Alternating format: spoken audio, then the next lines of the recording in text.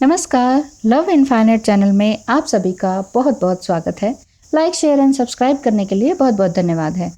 आज हम जानेंगे ज्योतिष सीरीज में कि योग कारक ग्रह कौन कौन से होते हैं, यानी कि समृद्धि लाने वाला ग्रह किस तरह से आप उन्हें देख सकते हैं, आपकी कुंडली से किस तरह से उनका महत्व है। तो आइए जानते हैं कि योग कारक ग्रह क्या होता है और कुंडली में इसका क्या महत्व है। योग कारक ग्रह वह ग्रह होता है जो केंद्र भाव में, यानी कि पहले, चौथे, सातवें और 10वें, और त्रिकोण भाव में, जैसे कि पहले, 5वें और 9वें दोनों भावों का स्वामी होता है। मान लीजिए कि आपका लग्न कर्क है। अब 5वें भाव में वृश्चिक राशि हुई और 10वें भाव में मेष राशि हुई, तो वृश्चिक और मेष दोनों राशियों का स्वामी मंगल होता है। ठीक है, तो इसका मतलब ये हुआ कि मंगल 5वें और 10वें दोनों का स्वामी होने के कारण, 5वें माने त्रिकोण भाव में और 10वें यानी कि केंद्र भाव में, दोनों का स्वामी होने के कारण मंगल कर्क लग्न वालों के लिए योग कारक ग्रह होगा। योग कारक ग्रह यदि डिसेंटली प्लेस्ड हो तो आप अपनी दशा अंतर्दशा में जातक को शानदार परिणाम प्राप्त होता है, एक शानदार परिणाम देता है, मतलब एक बहुत ही ब्यूटीफुल बेस्ट रिजल्ट आपको देता है। यहाँ ये भी ध्यान देने वाली बात है कि हर लग्न का योग कारक ग्रह नहीं होता है, हर लग्न का योग कारक ग्रह नहीं होता है। तो समृद्धि लाने वाले ग्रह कौन कौन से होते हैं, किस तरीके से होते हैं, वो आगे बता रही हूँ। आपको अपनी कुंडली से जानना है कि आपके योग कारक ग्रह क्या हैं, आपको सफलता किस तरीके से मिल सकती है, या आप करियर में किस तरह से सफलता पा सकते हैं, क्या आपको सरकारी नौकरी मिलेगी या प्राइवेट सेक्टर में ही आपका सक्सेस होगा, आपको जॉब करनी चाहिए किसी प्राइवेट में, या आपको अपना ही बिजनेस करना चाहिए। नो मैटर कि आप लड़का हैं लड़की हैं, कोई मैटर नहीं करता इस बात से। आपकी कुंडली से पता चल सकता है कि आपको एग्जैक्टली 100% सफलता किस में मिल सकती है। तो कुंडली एनालिसिस के लिए आना मत भूलिएगा। बहुत बहुत धन्यवाद है, और ये ध्यान रखिएगा कि ये फ्री नहीं होगा। अब आगे बात करते हैं जिन लग्नों का योग कारक ग्रह है, तो वो इस प्रकार से बनेगा। वृषभ लग्न के लिए योग कारक ग्रह शनि है, 9वां और 10वें भाव के स्वामी होने के कारण, 9वें भाव का और 10वें भाव के स्वामी होने के कारण वृषभ लग्न का योग कारक ग्रह शनि है। ठीक है, दूसरी बात, कर्क लग्न का योग कारक ग्रह मंगल है, जो कि 5वें और 10वें भाव के स्वामी होने के कारण। तीसरी बात, सिंह लग्न का योग कारक ग्रह मंगल है, किस कारण से, चौथे और 9वें भाव के स्वामी होने के कारण। ठीक है, चौथी बात, तुला लग्न का योग कारक ग्रह शनि है, किस कारण से, चौथे और 5वें भाव के स्वामी होने के कारण।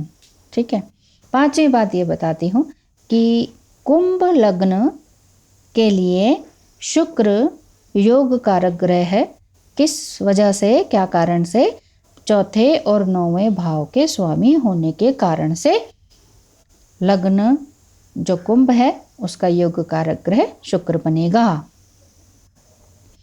तो ये सभी बातें इस तरीके से जानी जा सकती हैं, और एक बार फिर से बता देती हूँ कि हर लग्न का योग कारक ग्रह नहीं होता है।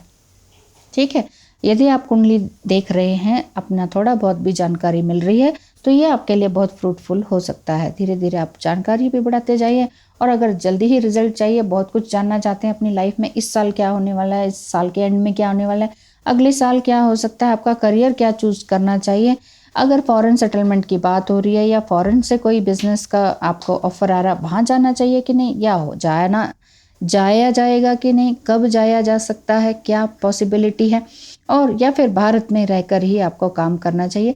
इस तरह की चीज़ें एस्ट्रोलॉजी से एग्जैक्ट आती हैं। टैरो से भी आप जान सकते हैं, उसमें भी आती है, लेकिन उसमें कुछ समय तक के लिए वो एनर्जी रीड करते हैं। मान लीजिए वो 2 महीने के लिए एनर्जी रीड हो गई कि आपको फॉरेन जाना चाहिए, लेकिन एस्ट्रोलॉजी क्या बताता है, पूरे जीवन का बता देता है एक साथ। और एस्ट्रोलॉजी तो एक तरह से एक प्रूफ है कि हाँ जी यही होगा, जो होना है वो यही होगा, बाकी आपके कर्म के ऊपर डिपेंड करता है। ठीक है, कई बार ये होता है कि हाँ ये होना है और आप फ़ौरन जाना है और आप कहें मुझे तो फ़ौरन जाने का इंटरेस्ट ही नहीं है भाई, मुझे जाना ही नहीं है, मैंने वीज़ा ही नहीं लगाना। तो वीज़ा ही नहीं लगाएंगे तो वो कैसे जाया जाएगा? तो ये कर्म के ऊपर डिपेंड करता है। ठीक है ना, वैसे कुंडली में जैसे लिखा है वैसा अगर आप वैसे ही बहते चले तो वैसे ही चलता जाएगा, अच्छा या बुरा, तो उसी हिसाब से होता है। मेन बेसिकली देखा जाए तो फिर से वही कर्म के ऊपर होता है। लेकिन कर्म करते करते कई लोग बहुत कई साल 40 साल तक अच्छे कर्म करते हैं और वो कहते हैं हमारी ज़िंदगी में क्या इस तरह से कर्म ही करते रहना है और दूसरों को रिजल्ट कोई और ले जाएगा, काम हम करें और मेवे वो खाएं, तो ऐसा ये कब तक चलेगा? अगर इस तरह से आप काफ़ी समय से परेशान हैं अपने जॉब के लिए, अपने फाइनेंस के लिए, अपनी बॉडी के लिए, कि मैं दूसरों के लिए काम करता करता या करती करती थक गई हूँ, बीमार हो गई हूँ, लेकिन दूसरे को फ़ायदा मिलता है, मुझे क्यों नहीं, मेरा अच्छा समय कब आएगा?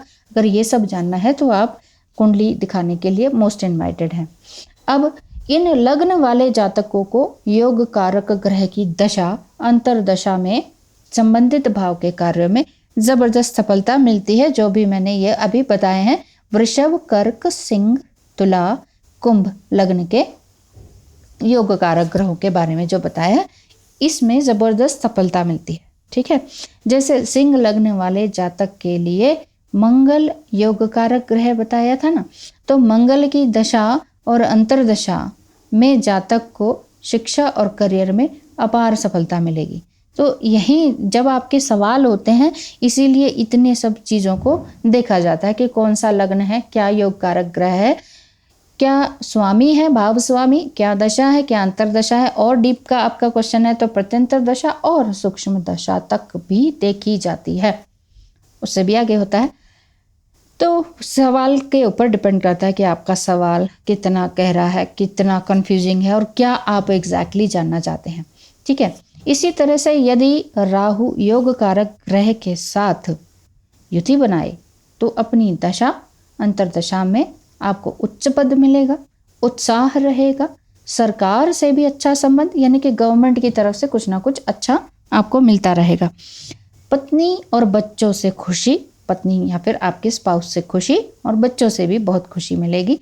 संपत्ति में भी वृद्धि होगी। कई बार राहु से डर जाते हैं ना, नहीं भाई राहु है, नहीं, राहु योग कारक ग्रह है तो उसकी दशा अंतरदशा में ये सब कुछ होता है। एक ग्रह शनि से लोग सारी दुनिया डरती है, अब शनि कोई इतना बुरा ग्रह थोड़ी है, कर्म का ग्रह है, जैसा कर्म करेंगे वैसे ही मिलेगा, जो बीज बोएंगे उसी का ही पेड़ निकलेगा, ये वाली बात है। तो इसलिए किसी भी चीज़ से डरना नहीं है, किसी भी कुंडली एनालिसिस से डरना नहीं है। कई लोग ये कहते हैं मैडम 2-2 महीने से हम सोच रहे हैं कराएंगे कुंडली एनालिसिस, लेकिन डर लगता है कि कुछ का कुछ आ गया तो हमें डर लगता है। इससे भी डरेंगे, उससे भी डरेंगे, प्रेजेंट लाइफ से भी डर के कहाँ जाएंगे? एक बार तो डर से जीतना ही होगा। इसीलिए कुंडली एनालिसिस कराएं, जो रिजल्ट आए उसकी रेमेडीज़ आए, वो रेमेडीज़ को करना होगा, वो रेमेडीज़ को करेंगे हर तरह से, खुद से भी करवाएंगे भी, किसी और से भी, तो इसका रिजल्ट बहुत अच्छा आता है। कर्म ही, यही तो बात आ गई फिर से कर्म की, कर्म ही नहीं करेंगे, बस बैठ के सोचते ही रहेंगे कि कराएंगे कभी, तब तक मेरी फीस बढ़ जाएगी, फिर आप कहेंगे कि मैडम फीस बढ़ा देते हो आप।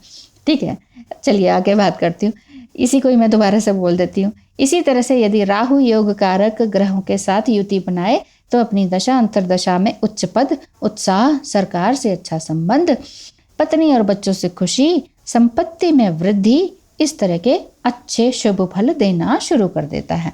तो ठीक है, तो आज मैंने ये बताया कि योग कारक ग्रह जो समृद्धि लाने वाले ग्रह हैं वो कौन से हैं। जब आप पूछते हैं ना मेरा अच्छा समय कब आएगा, तो ये सारी चीज़ें इसमें देखी जाती हैं बड़ी डीपली स्टडी करके। तो आपको भी अगर अपनी कुंडली एनालिसिस करानी है, जानना चाहते हैं, लाइफ में होता ही है, इंसान को चाहता ही है कि इतना स्ट्रगल हो गया, पेरेंट्स ने भी स्ट्रगल किया, हम भी स्ट्रगल कर रहे हैं, भाई अच्छा समय कब आएगा। हर कोई हमसे कम बुद्धि वाला, हमसे कम पढ़े लिखे वाला, हमसे कम स्किल वाला लाखों रुपए कमा रहा है, करोड़ों रुपए में खेल रहा है, घर है, मकान है, गाड़ी है, हम ऐसे क्यों रह गए? इतने इंटेलिजेंट होकर, सब कुछ अच्छा होकर, हम कहाँ अटक रहे हैं, तो हो सकता है कोई ग्रहों की दशा इस तरह से हो, तो उसके रेमेडीज़ वगैरह करेंगे तो ज़रूर सफलता मिलती है। ठीक है ना, तो एक क्लैरिटी मिल जाती है एस्ट्रोलॉजी रीडिंग से। धन्यवाद है आपको वीडियो का पूरा देखने सुनने के लिए, और नमस्कार, धन्यवाद।